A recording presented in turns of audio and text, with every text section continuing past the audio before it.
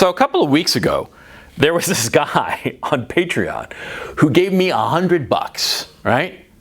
$100 is $100. Usually on Patreon, I charge people $5 per month to be a member of Patreon. And for $5 a month, they get an extra video a week, right? Which I think is fair, right? It's $1.25 per video, you know, it's no big deal. And so, if you want, you do it. If you don't, you don't, and yeah. But this guy gave me not $5, he paid me $100. And I was like, wow, what the fuck, right? I mean, thanks, right? But you didn't have to, but okay.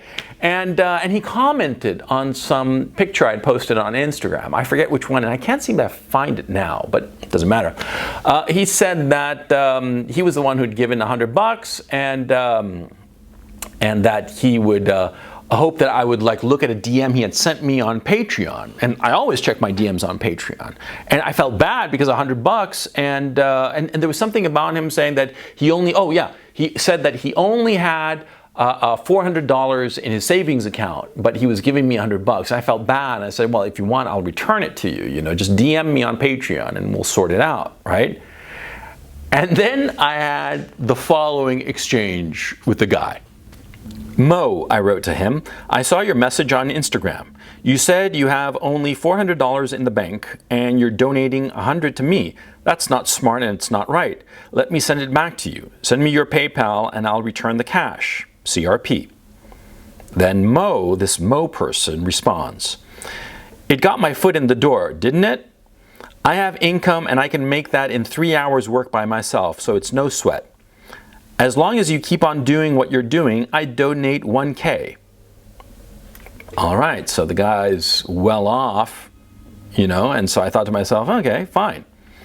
He continued, I agree completely with you, but I have nothing to lose by donating $100 USD to you. My PayPal is, if you think that returning the money is what is best.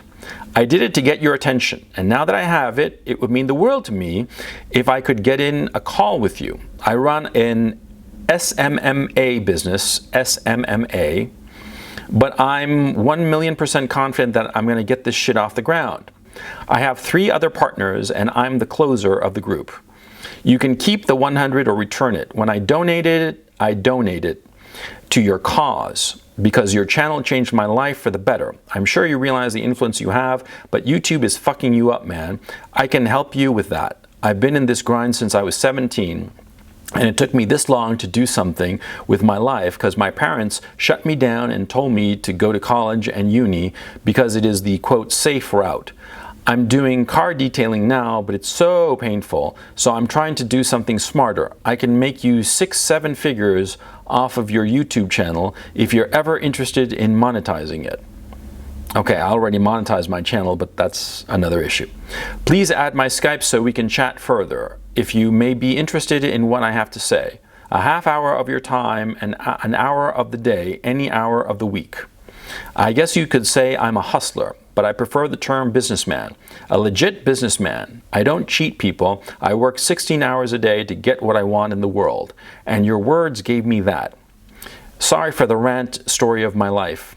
I just want you to know my intentions. I hope we can talk over Skype whenever you are available. Then he gives his contact information and he closes by saying, I hope you give me the time of day, coach. Much love. Ciao, Mo. So I answered back. I said, thanks for the $100, Mo. I like hustlers. They're the men who make things happen. That said, I only do consults for $500 an hour over Skype. Which is true. Reason it's so steep is to dissuade people because private consults take a lot out of me, which is very true. But feel free to ask me anything you'd like to discuss, and I promise I'll give you a thorough answer. Keep hustling, Mo. I'll be waiting for your question. Best, CRP.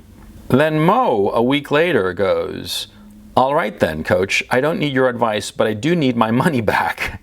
It is clear to me that you didn't understand the purpose of my message and my, quote, donation. I do social media marketing. It won't be soon before YouTube deletes your channel. Like you said, the impending signs of doom are already here.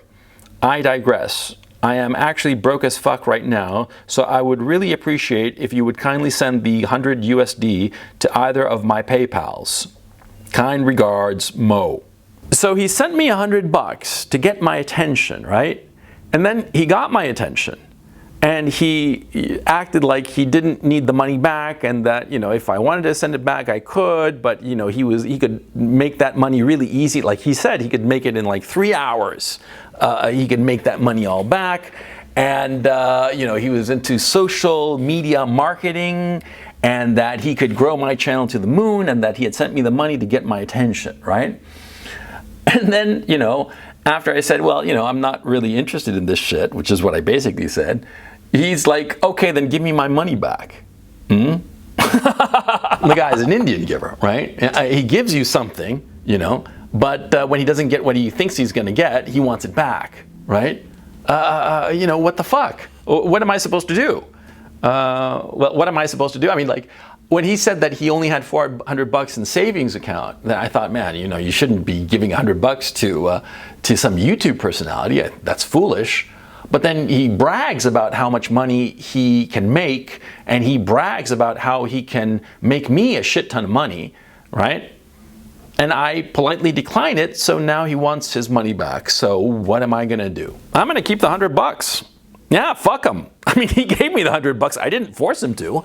He gave me the $100, and, you know, he gave me the $100, and I felt sorry for the guy because, you know, it sounded like he was a broke-ass guy.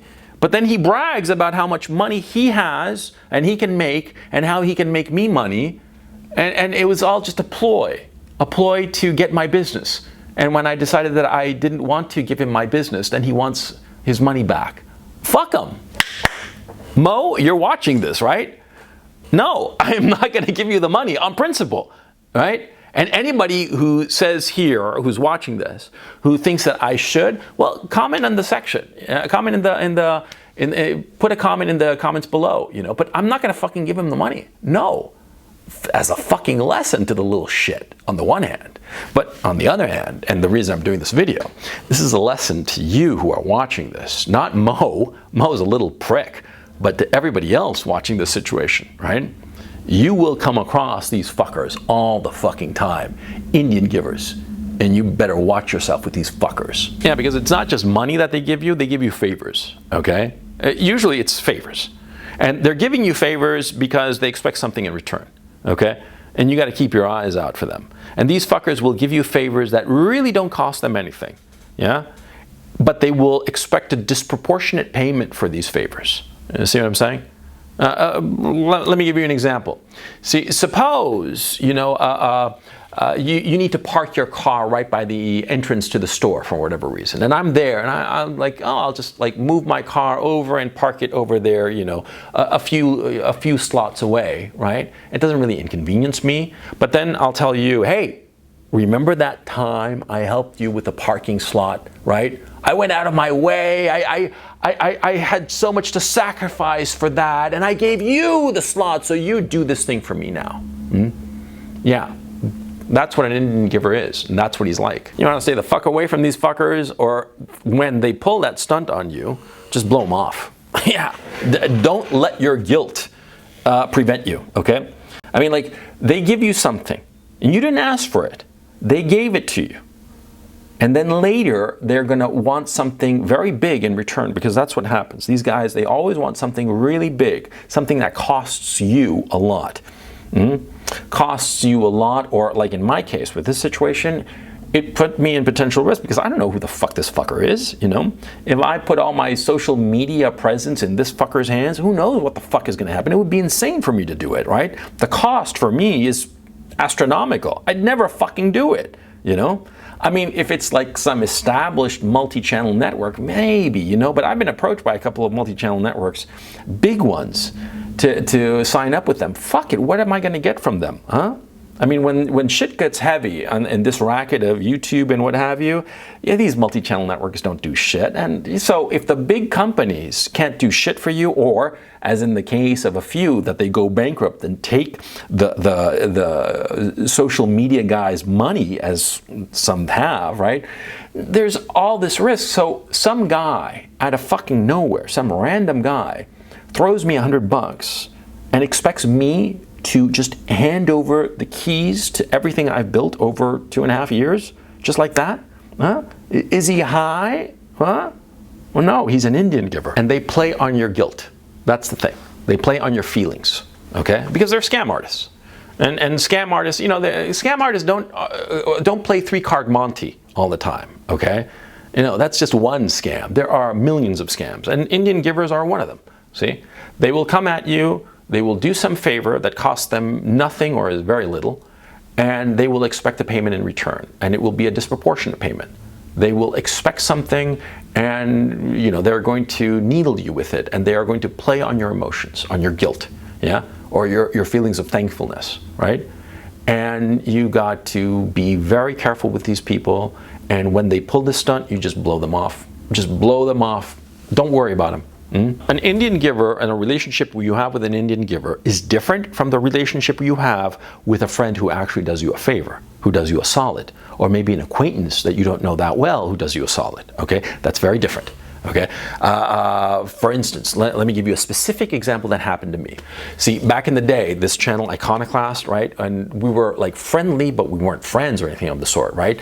And Dan, who runs the Iconoclast channel, back in 2017, he let me do a video to put on his channel, and that represented for me a big boost at the time. Okay. I only had a few dozen subscribers to my channel. And him allowing me to put some content on his channel to drive some of his traffic, some of his subscribers to my channel, represented a big leg up for me at the time. Now, it wasn't a big sacrifice for him, but by the same token, you know, if I'd done like a lousy video or something, it could have potentially hurt him, okay? And, you know, of course, it would have hurt his channel, and, you know, he certainly didn't want that. It cost him something, right? But he did this favor for me, and he did not expect any payment. You know, and when things went south for him, he didn't call me up saying, oh, you know, I did this favor for you, so you help me now. He didn't do that at all, okay? I heard about his situation, his channel getting deleted secondhand, right? Because he didn't go around crying to me, you know? I mean, it happened and he was dealing with it, but he didn't call me up and call in favors. No. This happened to him, and so what did I do?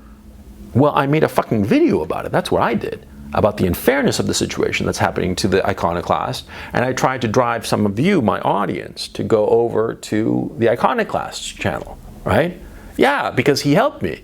And I offered Iconoclast to do a video on my channel. By the time you watch this video, I don't know if we will have aired that video or not, but it doesn't matter. I mean, if it came out already, you know, great, and if it hasn't come out already, it will, because yeah, he helped me, so I'm helping him back. He's not calling in any fucking favor. It was my initiative to have him do a video on my channel. It was my initiative to do a video about the unfairness of his situation and drive people over to his BitChute. And by the way, his BitChute address is right below in the description of this video. But you see the point, the difference between an Indian giver and a guy who's done you a solid, yeah?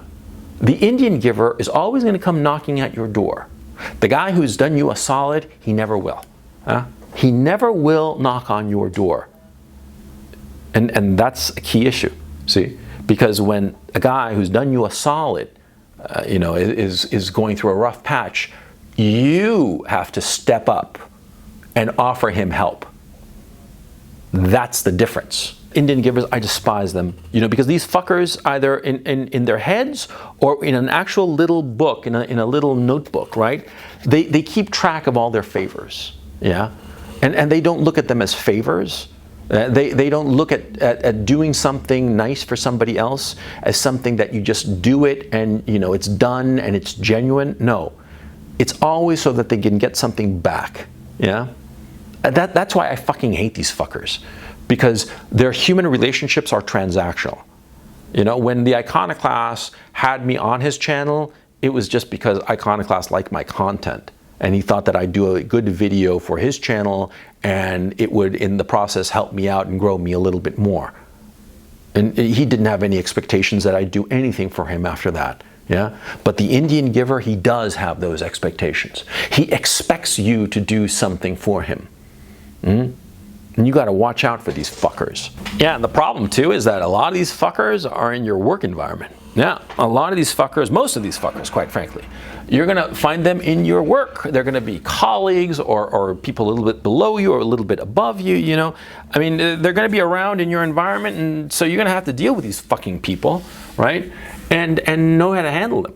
I mean, like, for instance, with this guy Mo, I can blow him off. I don't know who the fuck this fucker is, and I'll never see him. I could give a shit, okay? But if it were somebody else, say another channel, say, you know, a channel called The Indian Giver with 200,000 subs, yeah, then it'd be a problem.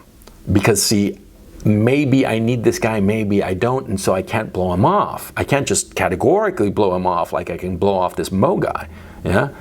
Because see, this guy is in my work environment. And if I blow him off now, maybe later, I'll need him. So it's, you see what I'm saying? You see the situation? Yeah. If it's somebody in your own environment, sometimes, yeah, you can't afford to just blow them off because you might need them later, even though the guy is an Indian giver. And so it's a tricky situation. My advice is to always keep Indian givers at arm's length. Once you have identified a guy as an Indian giver, keep him at arm's length. Okay, assuming, of course, that you need to keep him around, right? And if he's somebody in your milieu, in your work milieu, hopefully not your social milieu, you don't want a fucker like that to be a friend of yours. Fuck no, you cut him out, right? I'm talking about only if it's like a work situation. Well, you look at the Indian giver and see if he pulls this shit with other people. I mean, let me rephrase this. See, the way you identify an Indian giver is if he's pulled this shit with other people. Okay, he pulls this shit with other people, and you identify him as an Indian giver, and you keep an eye on him. Yeah, you keep an eye on him, and you keep him at arm's length, and never allow yourself to be in a position where you owe him anything, because he will call in that favor, and it will cost you huge. That's the thing. See, because in the case of with this Mo guy, right, it only cost me like feeling a little bit guilty. I'm not even gonna feel that fucking guilty because $100, come on, it's not real money. Okay, it's not like, I don't know, like $1,000 or $10,000 or $100,000. $100. He himself said that he could make it in 3-4 hours. Okay, fine, then go and make it in 3-4 hours and leave me alone. Leave me alone with $100 that you freely gave me, and I'll enjoy it with, I don't know, a couple of drinks with somebody hot. You know what I'm saying? But anyway, the point is, see, these guys, if you can't blow them off, then you really gotta handle them. Okay. And you never fall into the trap of owing them anything, because they will call up that debt and it will fucking cost you. And if they're in your work environment, right? If you blow them off, potentially, they can hurt you. I mean, these people, Indian givers, they're vindictive fucks, okay? This Mo guy, I'll bet you whatever you want that he's planning in his little head some scheme to get back at me. He'll probably flag this channel or some shit like that, or flag this video rather, you know, like a breach of his privacy or some crap like that. Even though, as you notice, you know, everything that I quoted, I blacked out any address or anything like that, so nobody can identify him. But these fuckers, they're like that. They're like that. They're vindictive little fucks. They're unpleasant little fucks, okay? They might be superficially charming, but in the end, their soul is kind of like a black goo, okay? You watch out for these fuckers. You stay the fuck away from them. You keep them at arm's length if you have to have them around, okay? Because they're in your work environment. And you never fall into their debt, because they will fuck you up. You know who's the classic Indian giver? The Godfather. Yeah, The Godfather in the movie The Godfather, you know, Vito Corleone, right? And the opening scenes of both the novel and the movie, yeah, it's him being an Indian giver, yeah? He expects favors that are going to cost the person quite a bit. And he does favors for them, that doesn't cost him a hell of a lot. Yeah, he's charming and smooth about it, yeah? But that's what's going on. The favors that he gives out are easy for him. But the favors that he demands from the rest of the people are hard. That's the kind of fucker that they are. And they're charming. And that's the thing that you got to keep an eye out for. They are fucking charming. They are seductive as all get out. Yeah, I should have mentioned this before. They are so fucking seductive Yeah. That's the great thing about The Godfather, by the way. I mean, as I'm winding down this video, yeah, the Godfather, you know, seductive guy, cool guy, all those things. But in the end, a fucking bastard.